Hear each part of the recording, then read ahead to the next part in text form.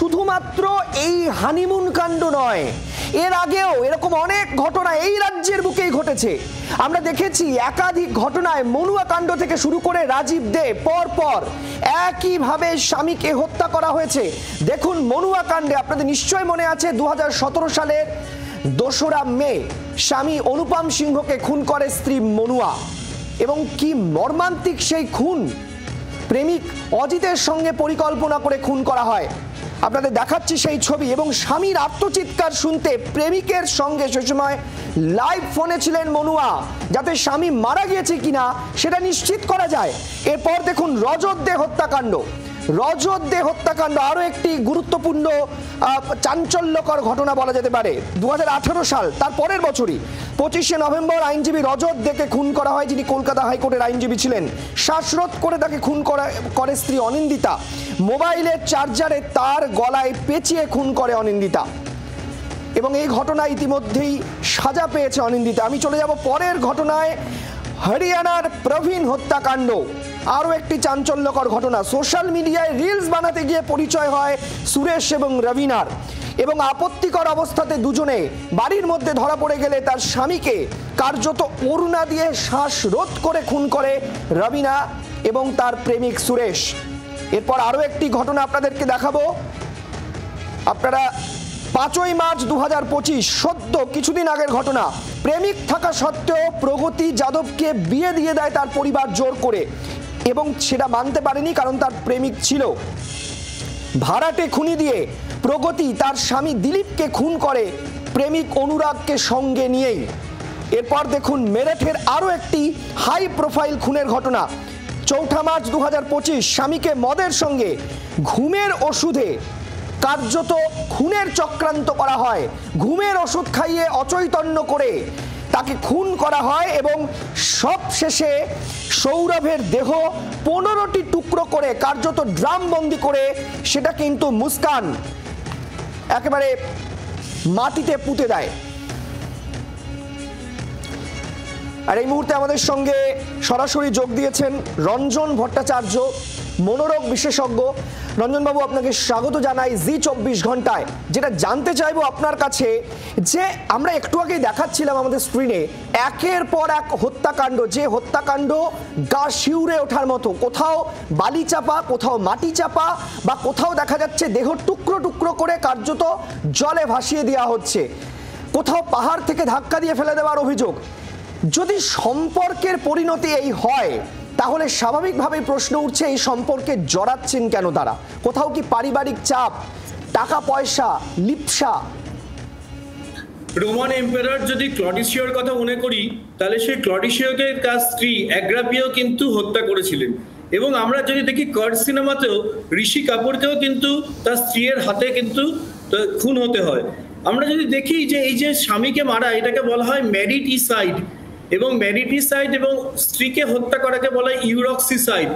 এই ম্যারিটিসাইড হচ্ছে যত আমাদের এই দাম্পত্য জীবনে হত্যা ঘটে স্বামী বা স্ত্রীর খুনের মধ্যে 30% হচ্ছে ম্যারিটিসাইড, মানে স্ত্রী স্বামীকে খুন করেন। এবং যদি দেখা যায় কি কারণে, তাহলে এই দাম্পত্য জীবনে কলহ, বিবাহোত্তর সম্পর্ক, বিবাহ বহির্ভূত সম্পর্ক, এবং তার সাথে সম্পর্কের টানাপোড়েন তো রয়েছেই।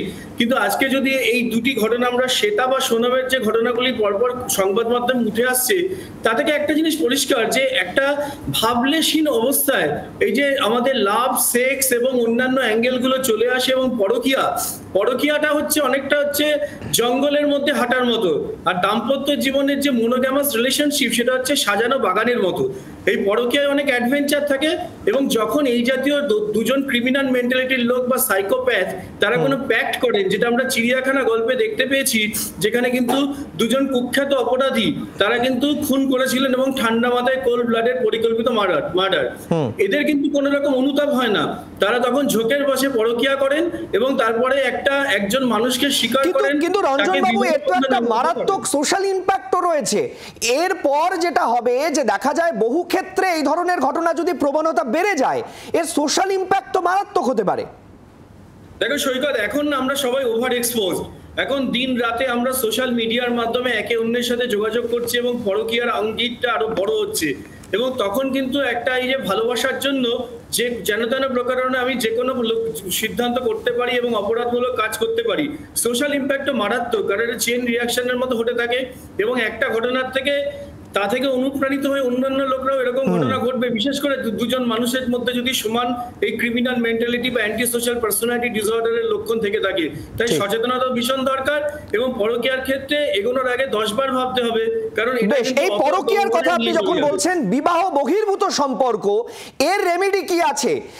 মনোরোগে এর রেমেডি কি আছে আমরা জানবো। এই ধরনের ডিসঅর্ডার যদি পরিলক্ষিত হয় তাহলে অপর পক্ষের সম্পর্কে যিনি রয়েছেন তিনি কি করবেন আমি আপনার থেকে জানবো। তার আগে শোনাবো এই ক্ষেত্রে সোনাম যে পুরুষটির সঙ্গে সম্পর্কে জড়িয়ে পড়েছিলেন তিনি হচ্ছেন রাজ কুশওয়া। এক লাইন আপনাদেরকে শুধু জানাই, এই রাজ কুশওয়া এই সোনামের পরিবারেই কর্মরত ছিলেন। তাদের একটি ব্যবসা ছিল, পারিবারিক ব্যবসা। সেই ব্যবসাতে কাজ করতে শুরু করেছিলেন রাজ কুশওয়া এবং সেই সূত্রেই আলাপ।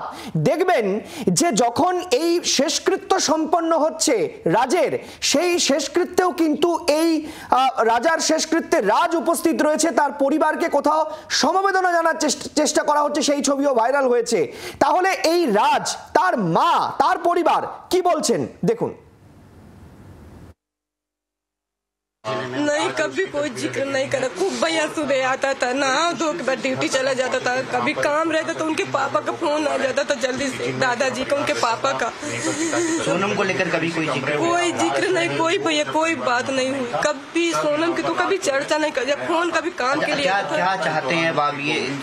मैं चाहती हूँ मेरा बच्चा, मेरे बेटे निर्दोष आए, उनको कोई दोष लगे ना, उनके पापा का नाम बदला। जब राज ने कुछ नहीं करा तो फिर क्यों उसके ऊपर आरोप लग रहे हैं? भैया ये मैं क्या जानूं, भगवान जाने है।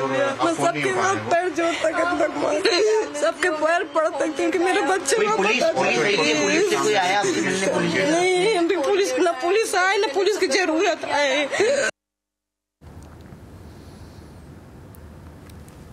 এই খবরে আমরা যেমনটা রয়েছে, আমি আবারও একটু রঞ্জন বাবু আপনার কাছে চলে যেতে চাইবো। এই যে ক্রিমিনাল পার্সোনালিটির কথা আপনি বলছিলেন, যদি দেখা যায় যে বিবাহের পরে বা বিবাহের আগে যখন একটা সম্পর্ক তৈরি হচ্ছে এই ধরনের কোনো রকম ডিসঅর্ডার তার মধ্যে লক্ষ্য করা যাচ্ছে, কোনো রকম এমন কিছু বিষয় তার মধ্যে লক্ষ্য করা যাচ্ছে, অন্য সম্পর্কে জড়িয়ে পড়ার প্রবণতা লক্ষ্য করা যাচ্ছে, তাহলে অপর পক্ষে যিনি সম্পর্কে রয়েছেন, অর্থাৎ একেবারে পারিবারিক সম্পর্কে রয়েছেন, তার কি করা উচিত স্বামী বা স্ত্রীর ক্ষেত্রে? সম্পর্কটা হচ্ছে অনেকটা গাছের গোড়ায় জল ঢালার মতো, মানে নার্চারিং অফ রিলেশনশিপ, সেটা কিন্তু খুব ইম্পর্টেন্ট। তাই কোনো সম্পর্কে জড়ানোর আগে তাকে একটু ভালো করে জানতে হবে। এখন সোশ্যাল মিডিয়াতে ট্র্যাক করে আমরা অনেক কিছুই জানতে পারি এবং তার স্বভাব লক্ষণ দেখেও আমরা বুঝতে পারি, কিন্তু সম্পর্ক বা ভালোবাসাটা তো এত কিছু প্রি কন্ডিশন মেনে হয় না, প্রাক শর্ত থাকে না। এক ঝলকে ভালো লেগে যায় এবং তারপরে খুব দ্রুততার সঙ্গে বিবাহ বন্ধনে আবদ্ধ হয়ে পড়ে। তো একটু দেখতে হবে যে সে তার মধ্যেই মেন্টালিটি, যেমন হঠাৎ করে রেগে যাওয়া, বারবার করে আত্মহত্যা প্রবণ পাওয়া, ব্ল্যাকমেলিং করা, এই জাতীয় লক্ষণগুলো যদি থাকে তাহলে আমরা বলি ক্লাস্টার বি পার্সোনালিটি ডিসঅর্ডার, যার মধ্যে একটি হচ্ছে অ্যান্টি সোশ্যাল পার্সোনালিটি এবং আরেকটি হচ্ছে বর্ডারলাইন পার্সোনালিটি ডিসঅর্ডার।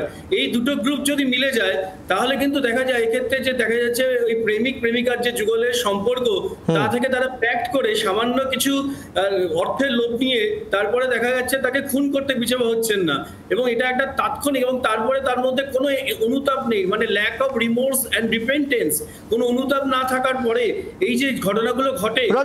রঞ্জনবাবু, আপনারা কি মনে করেন একজন সাধারণ মানুষ থেকে এই ধরনের খুনি হয়ে ওঠা এটা কোনো সাধারণ কাজ নয়? আমরা একেবারে পরিষ্কার বুঝতে পারি, শুধুমাত্র প্রেমের কারণে, প্রেমে হাবুডুবু খেয়ে একজন ব্যক্তিকে খুন করে দেওয়া এবং তাকে খুন করা যার সঙ্গে তিনি সামাজিকভাবে বিবাহ বন্ধনে আবদ্ধ হয়েছেন, এটা কি কোথাও ছোটবেলা থেকে এই ধরনের মানসিকতা তৈরি হয়, নাকি এই পার্সোনালিটি ডিসঅর্ডার বা এই ধরনের ক্রিমিনাল মানসিকতা হঠাৎ করে তৈরি হয়, অন্য কারো সহযোগিতার প্রয়োজন পড়ে?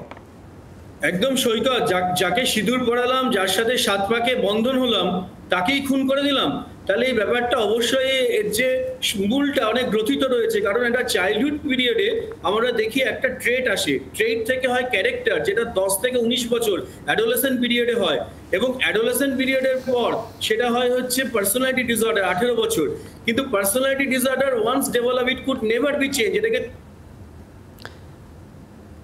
একেবারে, অর্থাৎ ছোটবেলা থেকেই এর মধ্যে একটা হয়তো বীজ লক্ষ্য করা গিয়েছে, কিন্তু সেটা বড় হয়ে মহিরুগে পরিণত হয়েছে।